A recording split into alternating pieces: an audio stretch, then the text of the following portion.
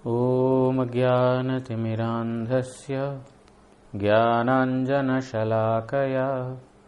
चक्षुरुन्मिलितं येन तस्मै श्रीगुरवे नमः। मूकं करोति वाचालं पङ्गुं लाङ्घायते गिरिं यत्कृपातमहं वन्दे श्रीगुरुं दीनतारिणम्। कृपया क्षमतामपराधिजनं खलु शायुतशक्तसुदीननरं सुपथे परिचालय सर्वदिनं प्रणमामि च माधवदेवपदम्। वाञ्छाकल्पतरुभ्यश्च कृपा सिन्धुभ्य एव च पतितानां पावनेभ्यो वैष्णवेभ्यो नमो नमः।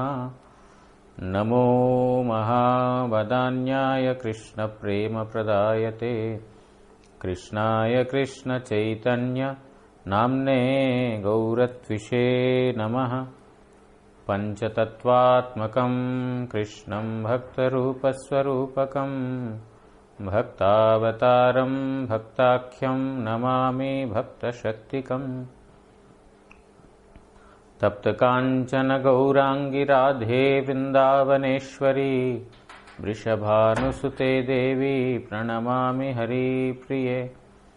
हे कृष्ण करुणा सिन्धु दीनबन्धो जगत्पते गोपेश गोपिका कान्त राधा कान्त नमोऽस्तुते।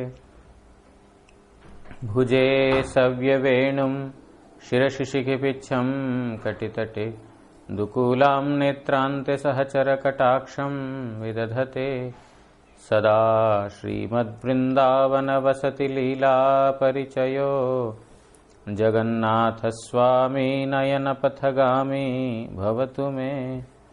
वन्दे नन्दव्रजस्त्रीणां पादरेणुम् अभीक्ष्णशः यासां हरिकथोद्गीतं पुनाति भुवनत्रयम्।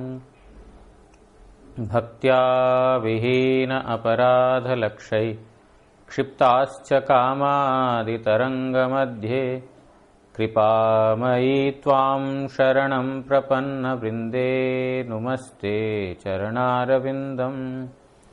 भूमोस्खलितपादानां भूमिरेव यवलम्बनं त्वय्यजात अपराधानां त्वमैव शरणं प्रभो। वागीशा यस्य वदने लक्ष्मीर्यस्या च वक्ष्यासि यस्यास्ते हृदये संवित्तं नृसिंहमहं भजे। श्रीकृष्ण चैतन्य प्रभु नित्यानंद श्री अद्वैत गदाधर श्रीवासादि गौर भक्तवृंद। हरे कृष्ण कृष्ण कृष्ण हरे हरे हरे राम राम राम हरे हरे। ग्रंथेरारंभे करि मंगलाचरण गुरु वैष्णव भगवान तीनेर स्मरणे होय विघ्न विनाशन अनायासे होय निज वांछित पूरण।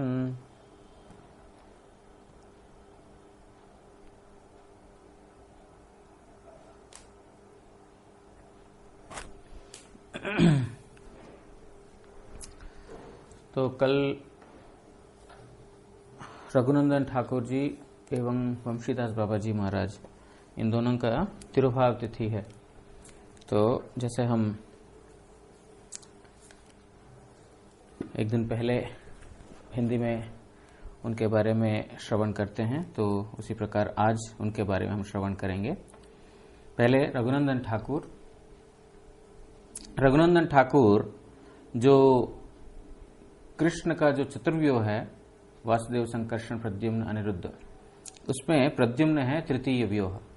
वो तृतीय व्यूह ही श्री कृष्ण की लीला में प्रिय नर्म सखा रूप में जो राधा गोविंद जी है, राधा माधव जी है, उनकी सेवा करते हैं। वही प्रिय नर्म सखा जो है अब चैतन्य महाप्रभु का लीला में उनका ही अभिन्न देह जिनको बोला जाता है, वो रघुनंदन ठाकुर के रूप में अवतरित हुए। रघुनंदन दास ठाकुर के पिताजी मुकुंद दत्त, जो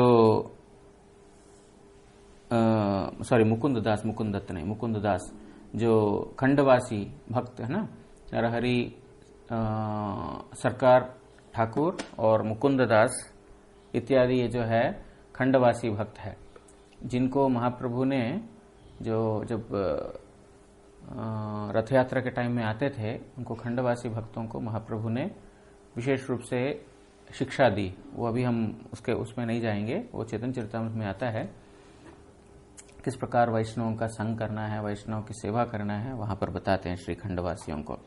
और जो रथ यात्रा के समय में जो 7 संप्रदाय में जो 7वां संप्रदाय है, तो खंडवासी भक्तों को उन्होंने बनाया था। तो उसमें रघुनंदन ठाकुर और नरहरि सरकार ठाकुर ये दोनों नर्तक थे और मुकुंद दास गायक थे। मुकुंद दास जो ऐसे भक्त थे जो एक बार राजा का जो चामार कर रहे थे, चामर जो है ना, चामर ढुलाते हैं, तो चामर ढुलाते ढुलाते उन्होंने जो मयूर पुच्छ होता है ना, मयूर का पंखा, उसको देख करके मूर्छित हो गए थे। मतलब उसको देख करके उनको तुरंत भगवान का स्मरण हुआ था। और वो जो है राजा, जो बादशाह जो है, वो डर जाता है क्या हो गया इसको अचानक। लेकिन समझ में नहीं आया कि कृष्ण भक्त का किस प्रकार, कृष्ण संबंधित कोई भी वस्तु दर्शन करने से उनको किस प्रकार भाव उत्पन्न होता है, वो सब चैतन्य चरितामृत में अच्छे से वर्णन है। उन सब वृत्तांत में नहीं जाएंगे। आज है रघुनंदन दास ठाकुर जी, जो मुकुंद दास का पुत्र, उनका आज तिरोभाव लीला है। और कल तिरोभाव लीला है। तो यहां पर मुकुंद दास राजवैद्य थे और श्रीखंड में जो है, श्रीखंड का रेलवे स्टेशन है, उससे लगभग 1 माइल दूर में इनका श्रीपाठ है मुकुंद दास का। और उनका आविर्भाव हुआ रघुनंदन दास ठाकुर जी का जो वसंत पंचमी तिथि है, वो वसंत पंचमी तिथि जो विष्णुप्रिया देवी का जो विवाह, सरस्वती पूजा का दिन, वो उस दिन जो है इनका आविर्भाव तिथि। और नरहरि सरकार ठाकुर जो है होते हैं उनके चाचा। मुकुंद दास और नरहरि सरकार ठाकुर दोनों भाई, इसलिए नरहरि सरकार जी जो है इनके चाचा लगते हैं। तो एक बार महाप्रभु ने मुकुंद दास को प्रश्न किया कि तुम में से कौन बाप है, कौन बेटा है।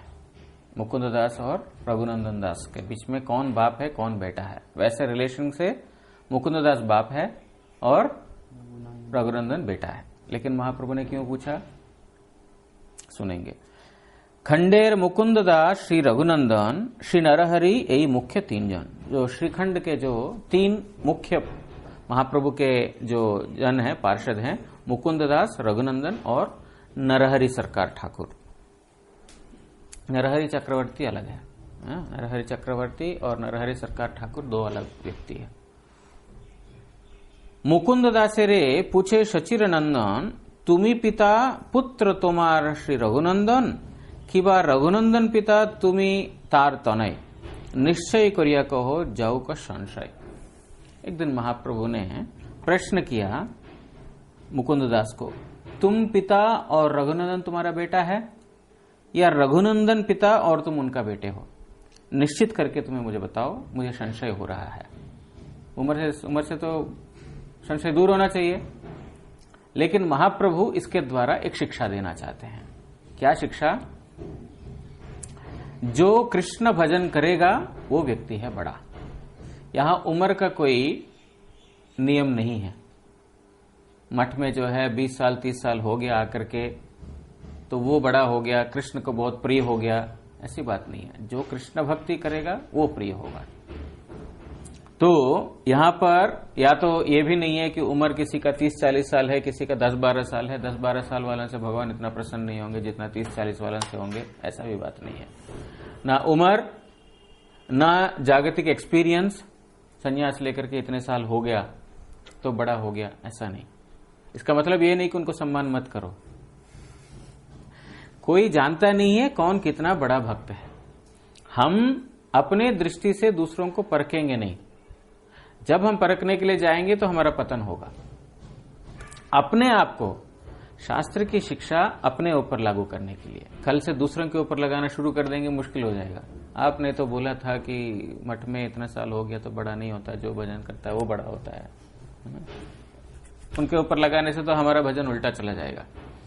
ये हमारे गुरु महाराज जी बहुत क्लियरली बताते हैं। आप लोगों ने हृदय रोग काम ग्रंथ पढ़ा हो, उसमें गुरु जी क्लियरली लिखते हैं, श्री कृष्ण जो अर्जुन को जो गीता में उपदेश दिया या अन्यान्य शास्त्रों में जितने भी उपदेश है, जीव उन शिक्षाओं को दूसरों को बोलने के लिए नहीं जानकर स्वयं के ऊपर जो लगाएगा वो कल्याण के ओर जा रहा है। समझा? जो शास्त्रों की वाणी है उनको दूसरों के ऊपर प्रयोग नहीं कर या दूसरों को शिक्षा देने के लिए सीखने का प्रयास नहीं कर, स्वयं अपना जीवन में उतारने का जो प्रयास करेगा वो वास्तविकता में मंगल के रास्ता में जा रहा है। बाकी सब लोग जो दूसरों को शिक्षा देने के लिए शास्त्र अध्ययन करते हैं, वो लोग जो है स्वयं का तो उद्धार तो नामुमकिन, और वो ऐसा व्यक्ति का जो हरिकथा प्रवचन किसी को उद्धार भी नहीं कर सकेगा। इसीलिए शास्त्र की वाणी जो कुछ भी है हमारे लिए, जो गुरुजी बोल रहे हैं हमारे लिए। एक बार अब घटना याद आता है तो फिर इससे थोड़ा हटना पड़ता है क्या करें कोई कोई गुरुजी की स्मृतियां याद आ जाते हैं। एक बार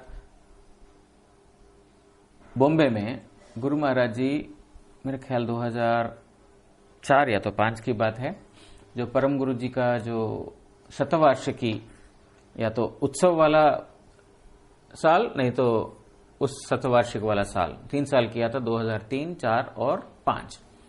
3 में अधिवास वत्सर, अधिवास वाला साल, 4 में शतवार्षिकी वत्सर और 5 में जो है महोत्सव वत्सर। जैसे 3 दिन होते हैं ना, अधिवास दिन वो एक्चुअल तिथि और उत्सव वाला तिथि दिन में होता है, उसको पूरा साल बनाया, 3 साल किया था। तो 3, 4 और 5, तो मेरे ख्याल 4 या तो 5 होगा, ज्यादा से ज्यादा 90% 4 ही होगा। परम गुरु जी की जो है महिमा के बारे में एक सभा का वहां पर आयोजन किया गया था। तो वहां पर कोलीवाड़ा में हमारा मठ का ऑफिस है, नीचे ही एक थोड़ा एक स्टेज टाइप का बना करके वहीं पर हरिकथा भाषण हो रहा है। गुरु महाराज जी की जब बारी आई, गुरु महाराज जी ने परम गुरु जी के बारे में थोड़ा सा कुछ बताया। उसके बाद उन्होंने ध्रुव महाराज जी का प्रसंग बताना शुरू किया। एक तो वेदव्यास का प्रसंग जो मैं कई बार बोला था, जो सब शास्त्र लिखने के बाद भी उनको पराशांति नहीं मिला, तो उन्होंने अपने गुरु बद्रिकाश्रम में जाकर के गुरु का ध्यान किया। ये प्रसंग उन्होंने पूरा बताया। अंत में उन्होंने ध्रुव का प्रसंग को स्पर्श करते हुए उन्होंने बताया था कि हम दूसरों के अंदर दोष देखेंगे तो हमारा भजन नष्ट होगा। पूरा प्रसंग में नहीं जाऊंगा। अपना जीव अपना दुख भोगता है जो उसने अतीत में किया है। उसी प्रकार गुरुजी जो है वो हरिकथा में ऐसा नॉर्मली नहीं, बहुत जोर से बोला। इतना जोर से बोला कि सबके हृदय कंपायमान हो गया, कंपित हो गया। और ऐसे बहुत सारे लोग देखा था जिनके आंखों से अश्रु भी आए थे। मेरे आंखों से भी अश्रु आए थे, लेकिन बहुत सारे लोगों को देखा था, क्योंकि गुरु महाराज जी जिस जोर से बोल रहे थे, मतलब कई बार होता है ना ऐसा, गुरुजी बोलते हैं तो हम अपना कमियों को महसूस करते हैं, है ना, कैसे कैसे लोगों को क्या क्या बोलते रहते हैं। तो उस दिन निश्चित रूप से जो है इस प्रकार हुआ था। बहुत सारे लोगों के आंखों में जो है अश्रुपात हुआ था, उस समय हमने देखा। इतना मतलब वो प्रवचन है, मैं आज भी उसको बहुत यत्न के साथ जब भी सुनने को मौके मिलते हैं सुनता हूं। वो मतलब अंदर को एकदम, अंदर हृदय को एकदम क्या बोलते, खुदेड़ करके हमारे अंदर वो निकाल देने वाला कथा है वो। तो पूरा हरिकथा हो गया। हरिकथा होने के बाद उसके तुरंत बाद शायद 5-10 मिनट गुरु चले गए। उसके बाद एक व्यक्ति बोलते हैं, आज पता है गुरुजी ने सारा कथा उसके लिए बोला। गुरुजी ने जो आज कथा किया है वो व्यक्ति के उद्देश्य करके, यार उसकी वजह से गुरुजी गुस्सा हो गया। अब देखो, गुरुजी इतना कुछ बोल के गए हैं हरि कथा, किस लिए बोले?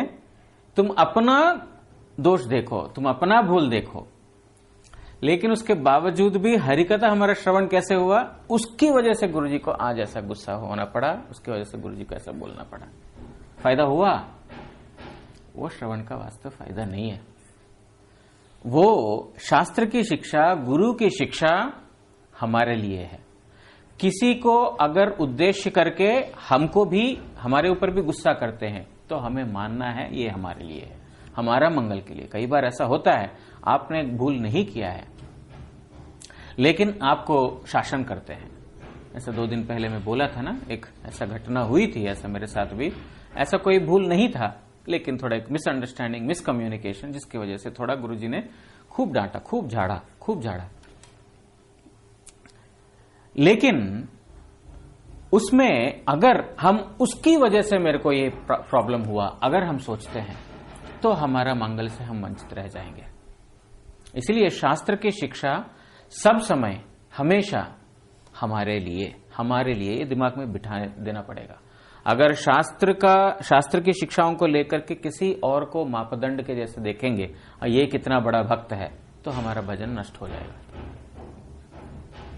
जो भी है, यहां पर बोल रहे हैं कि कौन बड़ा है, रघुनंदन या मुकुंददास। तो महाप्रभु ने बोला कि संशय दूर करो मेरा। ये महाप्रभु यही शिक्षा देने के लिए बताया कि उम्र से या एक्सपीरियंस से नहीं होता है, कृष्ण भक्ति में जितना जो आगे बढ़ा है वो उतना बड़ा मान्य है। तो मुकुंद कहे, रघुनंदन अमार पिता होय, आमी तार पुत्र यही अमार निश्चय। ये मैं निश्चित रूप से बता रहा हूं, रघुनंदन मेरे पिता है और मैं उनका बेटा हूं। ये निश्चित रूप से मैं आपको बता रहा हूं, इसमें और कोई संशय नहीं है। आमा सवार कृष्ण भक्ति रघुनंदन होते, अतएव पिता रघुनंदन अमार निश्चित है। हम लोगों की जो भक्ति है, कृष्ण भक्ति रघुनंदन के द्वारा ही है। रघुनंदन हमारे घर के अंदर भक्त है, उनकी वजह से हम भक्त हुए, इसीलिए रघुनंदन हमारे पिता है। ये निश्चित रूप से मैं बोल रहा हूं, वही मेरा हमारे पिता है। सुनी हर्षे कहे प्रभु, कहिले निश्चय, जहां होते कृष्ण भक्ति से ही गुरु है। तो महाप्रभु हंस करके बोला, यस, आपने जो बोला बहुत निश्चित ठीक बात बोला। जो कृष्ण भक्ति में, जिनसे हमारी कृष्ण भक्ति है, वही हमारा गुरु है। मतलब रघुनंदन से आपकी कृष्ण भक्ति है, आपको कृष्ण भक्ति रघुनंदन से मिला है, इसीलिए रघुनंदन ही आपके गुरु है, मतलब आपसे श्रेष्ठ है, आपके पिता है। इस प्रकार जो है महाप्रभु मुकुंददास की वाणी से बहुत प्रसन्न हुए और रघुनंदन को महाप्रभु ने विशेष रूप से श्री विग्रह की सेवा का जो है, श्री विग्रह का सेवा करने का आदेश किया। जैसे खंडवासी एक एक भक्त को एक एक उन्होंने ये दिया था। जैसे नरहरि सरकार ठाकुर को महाप्रभु ने बोला था तुम वैष्णवों का संग करो, इसी प्रकार रघुनंदन दास को बोला तुम श्री विग्रह की सेवा करो। इस प्रकार तो अब किस लिए रघुनंदन को पिता बोला मुकुंददास, एक वृत्तांत है। इस प्रकार है, मैं बांग्ला में पढ़ता हूं, बांग्ला पढ़ के हिंदी करूंगा क्योंकि प्यार बहुत अच्छा है बांग्ला का, और श्रवण करेंगे तो आसानी समझ में आ जाएगी हिंदी वासियों को भी। प्रकट श्रीखंडवास नाम श्री मुकुंददास, घरे सेवा गोपीनाथ जानी, गेला कोनो कार्यांतरे सेवा करिबार तरे श्री रघुनंदने डाकी आनी। बोल रहे हैं जो श्रीखंड का एक भक्त है जिनका नाम मुकुंददास, उनके घर में गोपीनाथ जी का विग्रह है जिनकी वो सेवा करते थे।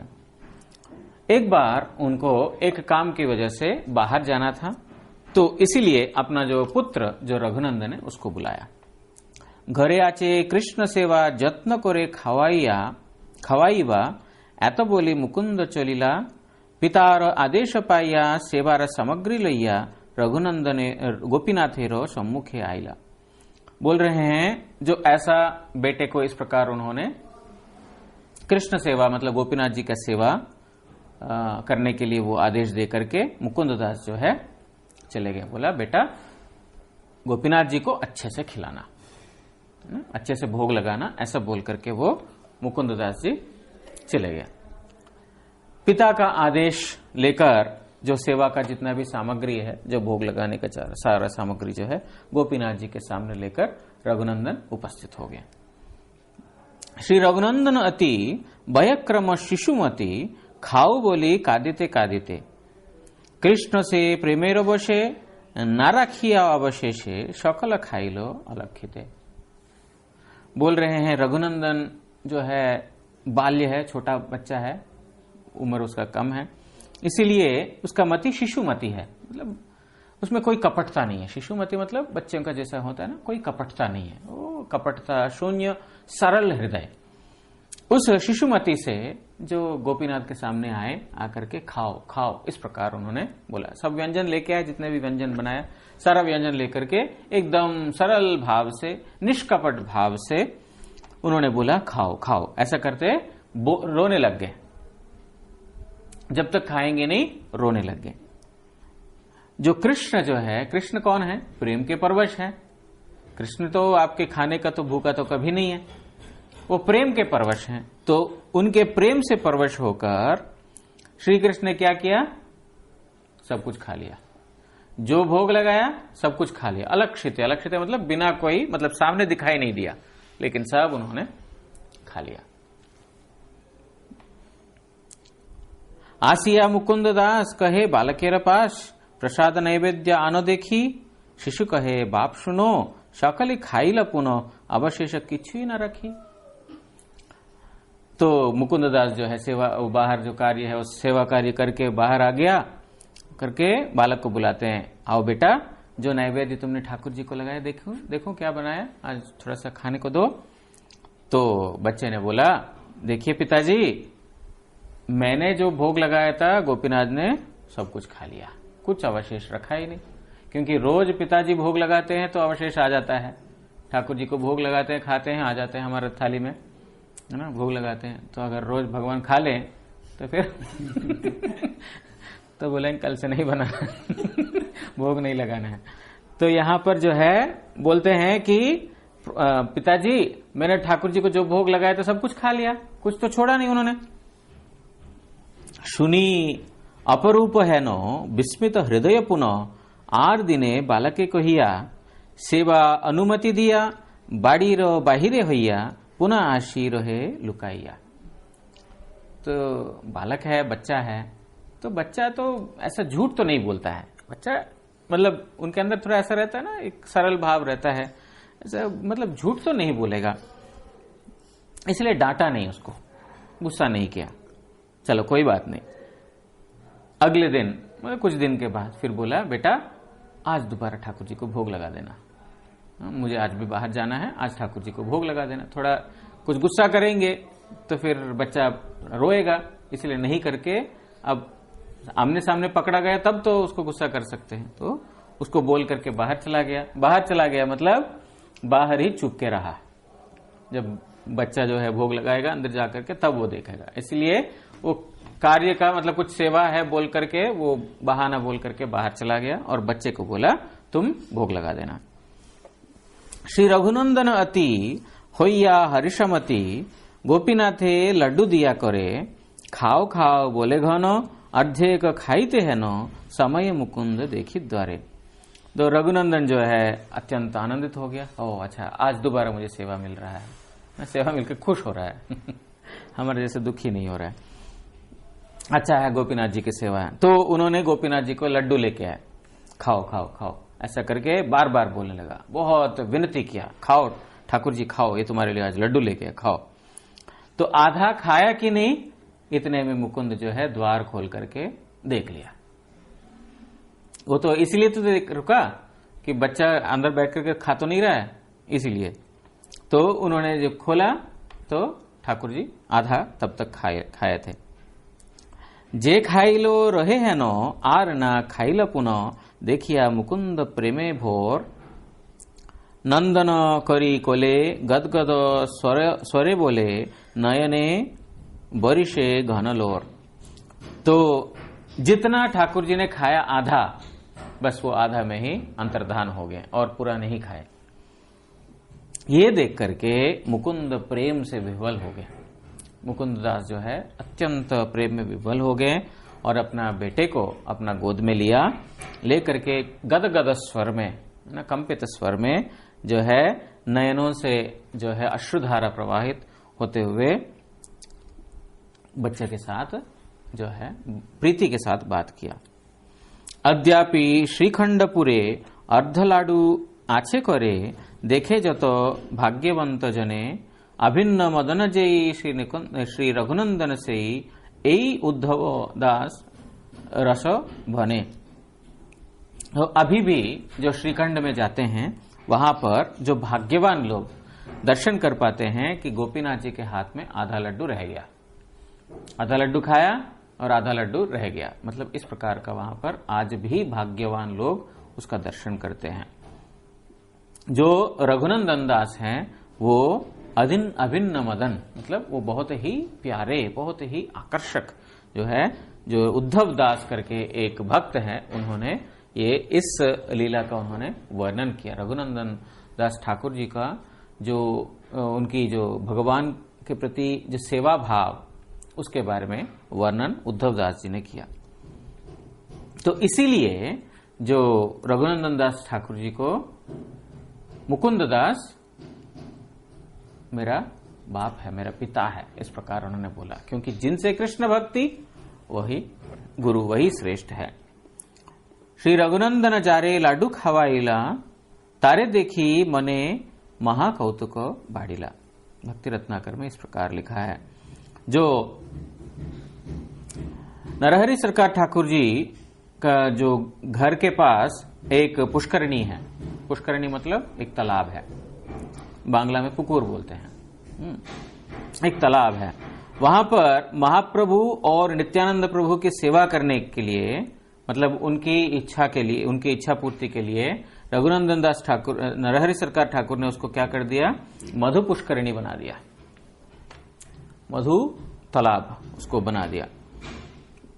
और इस प्रकार भी कहा जाता है कि वो रघुनंदन दास ठाकुर जी की एक अलौकिक प्रभाव से वहां पर मधु पुष्करणी का जो तट है, वहां पर एक कदम्ब वृक्ष है। उस कदम्ब वृक्ष में आज भी सिर्फ 2 ही कदम फूल आते हैं। महाप्रभु की सेवा के लिए, नित्यानंद प्रभु की सेवा, आज भी बोलते हैं वहां पर 2 ही फूल आते हैं उस कदम्ब वृक्ष से। इस प्रकार ये रघुनंदन दास ठाकुर जी की जो प्रभाव है, प्रस्फुटित हो तो, मतलब उस समय होते थे, अभी अभी होता है कि नहीं मालूम नहीं, उस समय होता था। तो और एक रघुनंदन दास ठाकुर जी के बारे में एक और बताया गया, उनका एक घटना। जो अभिराम ठाकुर जी है, एक बार जो श्रीखंड में आकर के रघुनंदन को प्रणाम किया और उनको आलिंगन किया, जब रघुनंदन दास ठाकुर जो है वो अत्यंत प्रेमाविष्ट हो गए, प्रेमाविष्ट होकर के नाचने लगे। इस प्रकार वो नाच रहे हैं, इस प्रकार वो नाच रहे हैं, जाकर के उनके चरण के नूपुर दूर में, मतलब वो नाच रहे हैं कहां पर, जहां यहां पर स्थान बताया बड़डांगा में नाच रहे हैं, और वो नूपुर जाकर के गिरा आकाई हाट में जाकर के गिरा। जो उनका जो शिष्य वहां पर रहते थे, उनका नाम है कृष्णदास, उनके पास जाकर के वो नूपुर गिरा। बाद में जो है जब वो स्थान को संस्करण किया था, वो जो उसको एक खोदा था, उस समय वहां पर वो कुंड के पास जो है वो नूपुर मिला। आज भी उसका नाम नूपुर कुंड बोला गया है। जिस नूपुर जो है, जो रघुनंदन दास ठाकुर जी के चरणों से जाकर के गिरा, वो आज भी आकाई हाट में एक कुंड है जिसका नाम नूपुर कुंड है। तो इस प्रकार और भी है रघुनंदन ठाकुर के बारे में, मैं अभी पूरा नहीं पढ़ूंगा क्योंकि आज एक और वैष्णव वंशीदास बाबा जी महाराज, आज नहीं कल वंशीदास बाबा जी महाराज का तिरोभाव है, तो उनके बारे में श्रवण करेंगे। तो आज रघुनंदन दास ठाकुर जी का कल अप्रकट तिथि है। और वंशीदास बाबा जी महाराज जो है, इनके बारे में भी तो संक्षिप्त रूप में लिखा है, लेकिन हमारा जो समय है और भी संक्षिप्त है, तो ये संक्षिप्त समय में संक्षिप्त भी पढ़ना मुश्किल है, तो इसलिए और संक्षिप्त करके मैं बताऊंगा इसमें से, है ना। तो बाबा जी महाराज अवधूत थे। अवधूत मतलब उनका बाहरिक क्रिया किसी को समझ में नहीं आता था। वो कोई भी पेड़ के नीचे कभी भी कैसे भी रहते थे। उनका जो है जटा जैसा बाल, कभी उन्होंने बाल नहीं बनाया, हम लोगों के जैसे शैम्पू तेल लगाना ये सब कुछ नहीं। वो जो है एक बाबा जी अवधूत, मतलब बिना कोई शरीर का, कोई केयर का और कोई जगत क्या बोलेंगे इसका कोई उपेक्षा नहीं रखते हुए, ना सब लोगों को उपेक्षित करते हुए उन्होंने जो है ये रहते थे। और प्रभुपाद जी भी उनको दूर से प्रणाम करते थे और अपने शिष्यों को बोलते थे कि उन बाबा जी महाराज को दूर से प्रणाम करो, नजदीक मत जाओ, क्योंकि बाबा जी महाराज जी का आचरण जो वेदों में जिस प्रकार बताया उस प्रकार नहीं है। हम लोग जो शास्त्र सम्मत जो विधान है वो देखेंगे, हाँ ये भक्त है। जो शास्त्र सम्मति के हिसाब से नहीं है तो हमको समझ में नहीं आएगा वो भक्त है ना अभक्त है, हम अपराध कर बैठेंगे। तो इसीलिए अपने शिष्यों को बोलते थे दूर से ही उनको प्रणाम करो। शास्त्रों में जितने भी शिक्षाएं हैं या शास्त्रों में जो नियम कानून इत्यादि बताया गया है वो सब किस लिए है? कृष्ण प्रीति के लिए, है ना। स्मर्तव्यम सततम विष्णु विस्मर्तुम न जातच्युत सकल विधि निषेधानाम एतयोरेव किंकर। भगवान को सब समय स्मरण करना, जितने भी विधि बताया गया है इसीलिए कि भगवान को सब समय स्मरण करें। निषेध किस लिए बताया गया? विस्मर्तुम न जातुचित, ताकि हम कभी भी भगवान को ना भूलें। निषेध किस लिए निषेध किया गया है? जो मद्यपान निषेध है, धूमपान निषेध है, या तो अंडा मांस मछली इत्यादि खाना निषेध है, किस लिए? इन सब चीजों से भगवान की विस्मृति। इसीलिए जो चीजों से हमको भगवान की विस्मृति है वो सब निषेध, जिन चीजों से भगवान का स्मरण है वो नियम। भगवान का नाम करना, तुलसी पूजा करना, और प्रसाद ग्रहण करना, भक्तों की सेवा करना, ये सब जिससे क्या है? भगवान की स्मृति। इसीलिए शास्त्रों में जो विधि निषेध जितने भी है भगवान को सब समय स्मरण करने के लिए और भगवान को कभी नहीं भूलने के लिए। और इसीलिए जितने भी विधि निषेध, जो व्यक्ति सब समय भगवान का भजन में है उसका कोई विधि निषेध है? उसका कोई विधि निषेध नहीं है।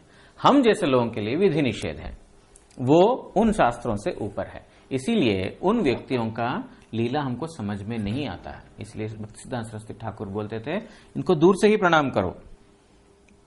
और वो उनके पास दो झोले थे, एक झोले में रखते थे गौर नित्यानंद और एक झोले में रखते थे राधा गोविंद जी का विग्रह, और उनके साथ में ही लेके घूमते थे सब जगह। केवल मात्र उनका कौपीन धारण और कुछ वस्त्र नहीं पहनते थे, सिर्फ कौपीन धारण करते थे। ठंडी हो गर्मी हो शीत कुछ भी हो, कौपीन धारण करते थे और जो है जटा वाला बाल। तो जब ये झोला रहते थे, झोले के अंदर एक में राधा माधव जी या राधा गोविंद जी, एक में जो है गौर नित्यानंद।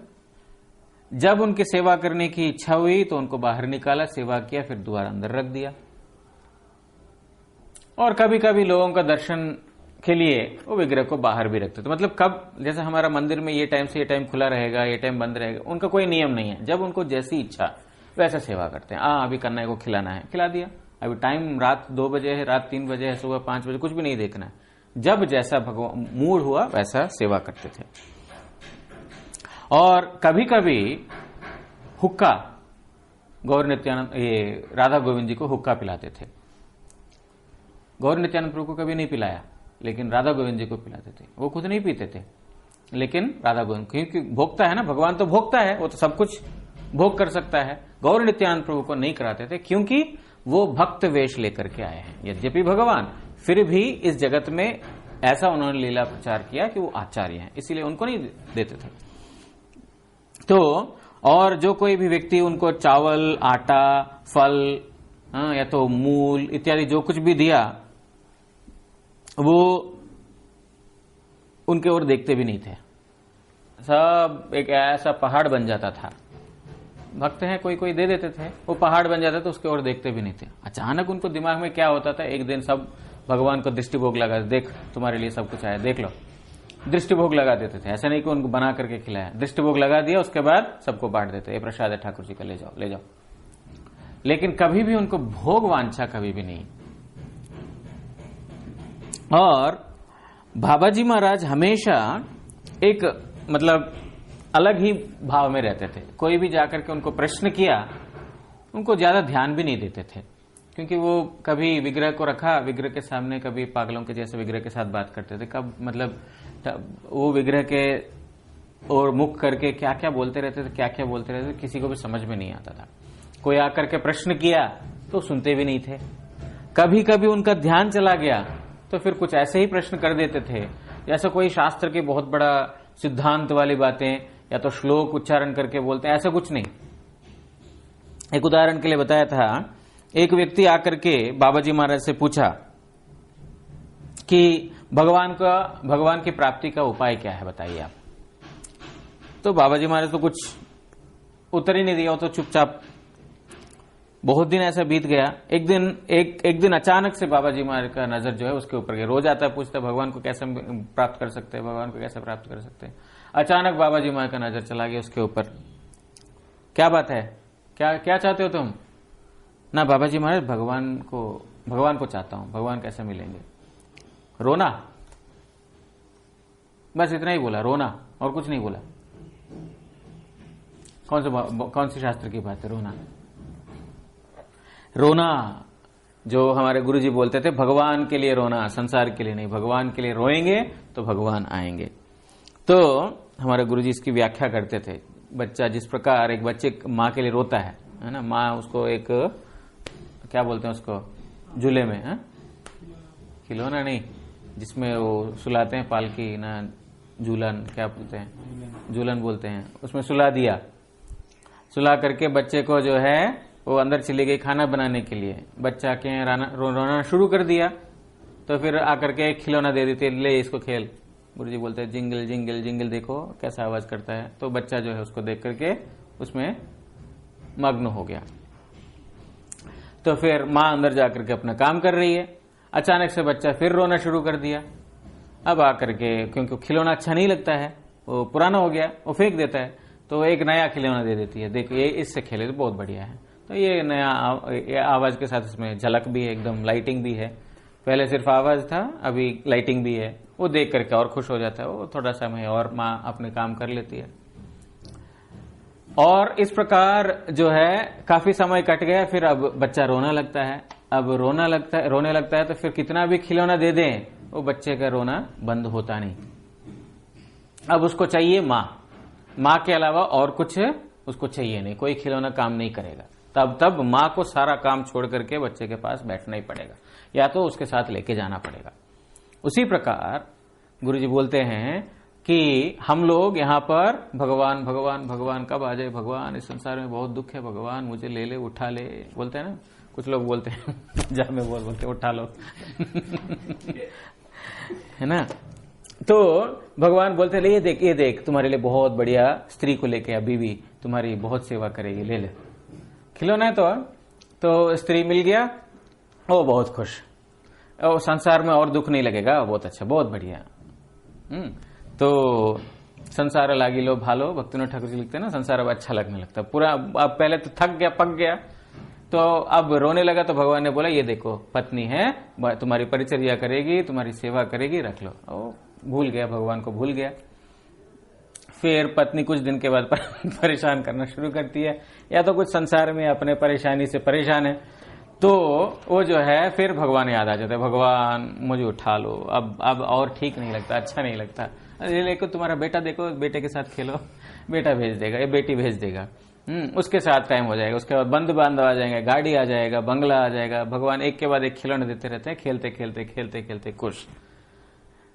लेकिन जब ऐसा रोना रोएगा प्रभु, और कोई खिलौने से चलेगा नहीं ना बीवी चलेगी, ना बेटा चलेगा, ना कोई घर चलेगा, अब आपको ही आना पड़ेगा। जब इस प्रकार रोएंगे तब भगवान आएंगे। तो गुरुजी बोलते थे गौर, ये वंशीदास बाबा जी महाराज का रोना, इसके पीछे इतना बड़ा मतलब है। उन्होंने सिर्फ बोल दिया रोना, लेकिन इसके पीछे इतना बड़ा मतलब है। तो वंशीदास बाबा जी महाराज इस प्रकार उन्होंने पर्यटन भी किया था, पदयात्रा भी किया, ट्रेन में भी गए थे, और जो उत्तर भारत में सब जगह गए थे, नवद्वीप से जगह जगह जाकर के बहुत स्थानों का दर्शन किया। लेकिन एक उनका एक ये था कि ट्रेन में जाते जाते कहीं पर उनको वटवृक्ष नजर आया, तो ये देखो वंशी वट, जाकर के वहां पर उतर जाते थे, वहां जाकर के बैठ जाते थे, 1 दिन 2 दिन 3 दिन काटते थे। मतलब वटवृक्ष देखते ही ये वंशी वट है, मतलब उनको भगवान का याद आ जाता है, वटवृक्ष में जो भगवान की लीला है। तो जाकर के वटवृक्ष समझ करके, सॉरी वंशी वट समझ करके जो है वहां पर बैठ करके अपने आप को भूल जाते थे। इस प्रकार वो मतलब गया जाने में तो कितना दिन लग गया उनको, गाड़ी में बैठने से 2 दिन में पहुंच जाते, लेकिन उनको जाने में तो हफ्ता 10 दिन 15 दिन लग गया, क्योंकि जहां जहां वट वृक्ष मिलता वहां पर ये वंशी वट है करके वो ये हो जाते थे। और मैं संक्षिप्त करके ही बोल रहा हूं। और बाबा जी महाराज जी के पास बहुत सारे प्रश्न, लोग आकर के बहुत सारे प्रश्न पूछते थे। कुछ प्रश्न यहां पर लिखा है, वो मैं बोलता हूं। बाबा আমরা কি করব, बाबा जी हम क्या करेंगे। मैं बांग्ला में पढ़ता हूं, उत्तर बहुत अच्छे हैं, जिनको बांग्ला समझ आता है बहुत अच्छे हैं वो। निताई भजले गौर पावे, निरानंद दूरे जावे, प्रेमानंदेर उदय होवे। उन्होंने बोला बाबा जी हम क्या करेंगे, तो बाबा जी ने उत्तर दिया, नित्यानंद प्रभु को भजन करने से गौरांग महाप्रभु मिलेंगे, महाप्रभु मिलने से तुम्हारा निरानंद दूर चला जाएगा और प्रेमानंद का उदय होगा। दूसरा प्रश्न, ऐसे ही छोटे छोटे, मतलब ऐसा कोई विशेष शास्त्र का प्रमाण देकर के विस्तार से कुछ नहीं बताते थे, लेकिन सारा सिद्धांत उसके अंदर रहता था। एक व्यक्ति ने प्रश्न पूछा, इंद्रियों का जो इंद्रिय जो नाना प्रकार का दुख देते हैं ना, इन दुखों से निष्कृति कैसे मिलेगा हमको, कैसे हम इससे दूर भाग सकते हैं, इससे कैसे बच पाएंगे हम। तो उत्तर देते हैं, सुनिया गोविंद रव आपनी पलावे शौब, सिंह रवे जथा करीगण। बोलते हैं कि गोविंद का आवाज, रव मतलब जो, मतलब एकदम जोर से गोविंद का नाम पुकारने से सब अपने आप भागेंगे। जिस प्रकार एक सिंह अपना दहाड़ने से जैसे बलिष्ठ हाथी भी भाग जाते हैं, इस प्रकार गोविंद का नाम जोर से पुकारने से सब भाग जाएंगे। प्रश्न क्या था, इंद्रियों का जो ताड़ना है, इंद्रियों का जो तड़फना है, उससे हम कैसे उद्धार पाएंगे, उसके लिए बोल रहे हैं गोविंद का नाम जोर से करो, अपने आप निष्कृति हो जाएगा। बाबा प्रश्न पूछते हैं, आपका ये संसार जो है बहुत निरानंद है, यहां पर बहुत निरानंद है, मतलब आनंद नहीं है। उत्तर में बोलते हैं, एखाने निरानंदो भजले गौर नित्याय पाई वे आनंदो। यहां पर निरानंद है, लेकिन गौर नित्यानंद प्रभु को भजन करोगे तो फिर आनंद मिलेगा। আমরা এইটা नित्य संसार आर तुम्हार मायार संसार, हमारा नित्य संसार है, तुम्हारा माया का संसार है। जो प्रश्नकर्ता को बोल रहे तुम्हारा माया का संसार है। शिशु जेमन घुमेर मध्य हासे कादे तुम्हार संसारेर सुखेऊ सेई रकम। बोल रहे हैं जो शिशु सोते समय कभी हंसता है, कभी रोता है, कभी ये करता है, कभी चिल्लाता है, इसी प्रकार तुम्हारा दुनिया में भी ऐसे ही है, सपने के जैसा। कभी तुम लोग हंसते हो, कभी रोते हो, कभी नाचते हो, कभी गान करते हो, लेकिन ये सब सपने के जैसा ही है। अगला प्रश्न है, कृष्ण की कृपा है और भक्तों की कृपा है, कैसे समझ में आएगा हमको। कृष्ण ने हमारे ऊपर कृपा किया कि नहीं, भक्तों ने हमारे ऊपर कृपा की नहीं किया कि नहीं, कैसे समझ में आएगा। उत्तर देते हैं, सुनो, बहुत बढ़िया उत्तर है। जे करे तुम्हार आश तार करो सर्वनाश। कहा कि वो बोलते हैं कि जो तुम्हारी आशा करेगा, मतलब जो भगवान का प्रिय होगा, उसका सर्वनाश करेगा। समझा। कृष्ण की कृपा कैसे समझेगा जब हमारा सर्वनाश होगा। सर्वनाश मतलब संसार नाश, सर्वनाश मतलब जो जगत का जो सर्वनाश वो नहीं, संसार का जो है इंद्रियों की वांछा, जगत की वांछा, कनक कामनी प्रतिष्ठा की वांछा, जब ये सब खत्म होगा तो यह मतलब पैसा, तुम्हारा पैसा है वो भी खत्म हो गया, मान सम्मान खत्म हो गया, सब कुछ खत्म हो गया, तो वो भगवान की कृपा का एक संकेत है।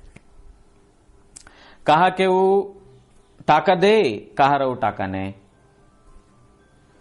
बोल रहे हैं किसी को पैसा देता है तो किसी का पैसा ले लेता है। भगवान के बारे में बोल रहे हैं, किसी को टाका देता है, किसी को पैसा देता है, किसी का पैसा ले लेता है। तोमस्थाने अपराधे ना ही परित्राण, मतलब इस प्रकार देखा जाए तो फिर वो उत्तर में नहीं है, लेकिन ऐसा सारा बोल देते थे। आपके चरणों में आने से, आपके चरणों में अपराध करने से, वैष्णव के चरणों में अपराध करने से कोई उसका परित्राण नहीं है। ठेका भी की करे परित्राण कोरबे के, काकेई बाबोली केहो बाशुनी, वैष्णवे ते लेश मात्र रति ना होइलो। मतलब ऐसा ऐसे बातें बोलते थे जो शास्त्रों में देखने को नहीं मिलेगा, लेकिन छोटे छोटे टोटके होते हैं ना, वो टोटके के जैसा। टोटके समझते हैं? टोटके नहीं समझते हैं, उसको मैं व्याख्या नहीं कर पाऊंगा। कृपा पावो की करे, कृपा कैसे मिलेगी? हैं? अच्छा, ये बोल रहे हैं परित्राण कौन करेगा, किसको बोलूंगा, बोलने वाला कौन है, सुनने वाला कौन है। मतलब ऐसे ही एक पागलों के जैसा बात करते थे, बोलने वाला कौन है, सुनने वाला कौन है, तुम्हारा परित्राण कौन करेगा, वैष्णवों के प्रति लेश मात्र भी मेरा रति नहीं हुआ है। इस प्रकार, क्या समझ में आया? इस प्रकार बोलते थे वो, बोलते थे। प्रश्न, अच्छा चलो और प्रश्न नहीं पढ़ते हैं। एक और घटना है जो हमारे परम पूज्यपाद परमारत्म श्री परम गुरु महाराज जी के साथ हुआ था। एक बार बाबा जी महाराज जो यात्रा करते हुए, उस समय हमारे परम गुरु जी मेदिनीपुर मठ में थे। मेदिनीपुर मठ में जो है शमंत गौड़ी मठ, आर्यवर महाराज जी और हमारे संत गोस्वामी महाराज जी, उन दोनों ने मिल करके, मतलब हमारे परम गुरु जी के तीनों मिल करके वहां पर मठ बनाया। तो वहां पर एक बार यात्रा करते हुए गौर के जगह वंशीदास बाबा जी महाराज जी उस दिशा में आ रहे, तो हमारे परम गुरु जी को मालूम पड़ा, तो उन्होंने, परम गुरु जी ने एक सेवक को भेजा जिस दिशा से वो गोशकट पे आ रहे थे। गोशकट मतलब जो बुल्लक कार्ट, क्या बोलते हैं, बैलगाड़ी के ऊपर आ रहे थे।